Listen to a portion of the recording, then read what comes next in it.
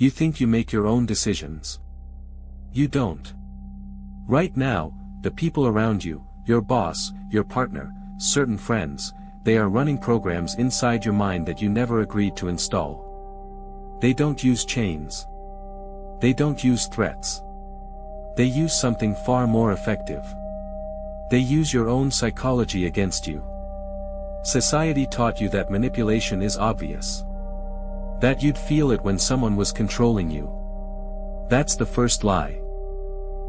The most dangerous manipulation feels like your own free will. By the end of this video, you will think differently. You will see differently. And the people who've been quietly pulling your strings, they lose their grip. Permanently. The illusion of choice. They're not controlling what you do. They're controlling what you think is possible.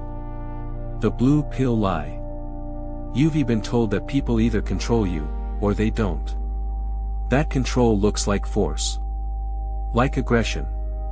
Like someone telling you no. So when no one is yelling at you, you assume you're free. The red pill truth. The highest level manipulators never restrict your actions. They restrict your perception of options. This is called constructed choice architecture. A manipulator doesn't say, you can't leave. They slowly, systematically make leaving feel irrational. Embarrassing. Impossible. They isolate your support network, not with a command, but with subtle comments. I just don't think she's a good influence on you. He never really respected you anyway. Brick by brick. They don't build a cage. They make you build it yourself. Real-life application. The defense is simple. Brutal. But it works. Once a week, write down 3 options you haven't considered in a situation that's frustrating you. Not the options on the table. Options you've been treating as off the table, without ever consciously deciding why. You will find, more often than you're comfortable admitting, someone else decided those were off the table for you. The moment you see the frame, you are no longer inside it. Emotional debt. They're not being kind. They're running a tab. The blue pill lie. When someone does something nice for you, it means they care.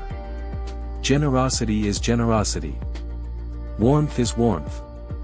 This is what you were taught. The red pill truth. Certain people weaponize generosity.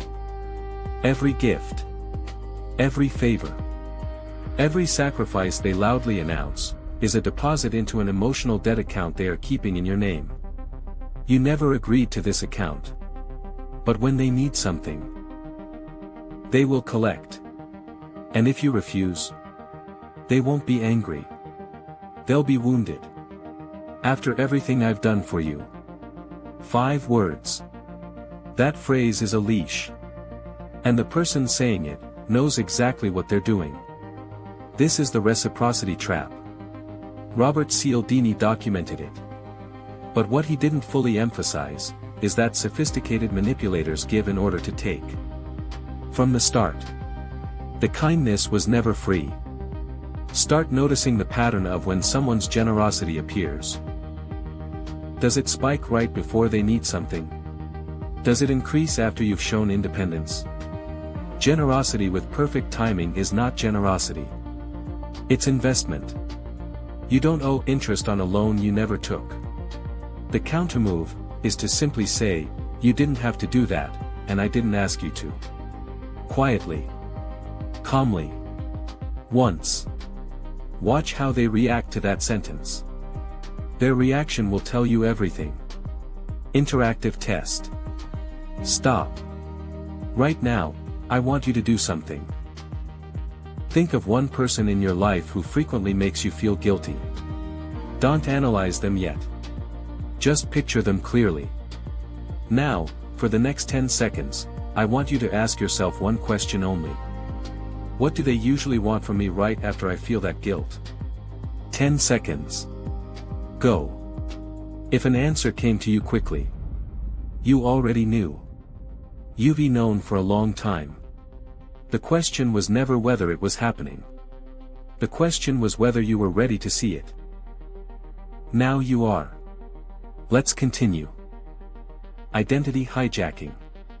The most dangerous control isn't over your actions. It's over your identity. The blue pill lie. You know who you are. Your values, your personality, your opinions, they're yours. You formed them. They belong to you. The red pill truth. The deepest manipulation doesn't touch your behavior. It rewrites the story you tell about yourself. This is called identity-based control. And it works because humans will do almost anything to stay consistent with who they believe they are. The manipulator's strategy is to define you first. You've always been the sensitive one. You're not really ambitious, you're more of a free spirit. You're too smart to chase something like that. Notice the pattern. These statements seem like they know you. They seem like compliments or observations. But what they're actually doing is installing a ceiling. A ceiling disguised as a personality trait. Once you accept the label, you enforce the limitation yourself. No further effort required from them. Anytime someone describes your personality in a way that also happens to limit your ambition, your options, or your independence, treat it as a manipulation attempt until proven otherwise. You are allowed to say, out loud, or just internally, that's not who I am. That's who it's convenient for you that I am. Identity is not a fixed object. It is a living, evolving construct. Anyone trying to lock it in place has a reason for keeping you exactly where you are. The conclusion, final warning. Here is what nobody in your life wants you to understand. Power over another person requires their unconscious cooperation. The moment you become conscious, the mechanism breaks. Not because you fought.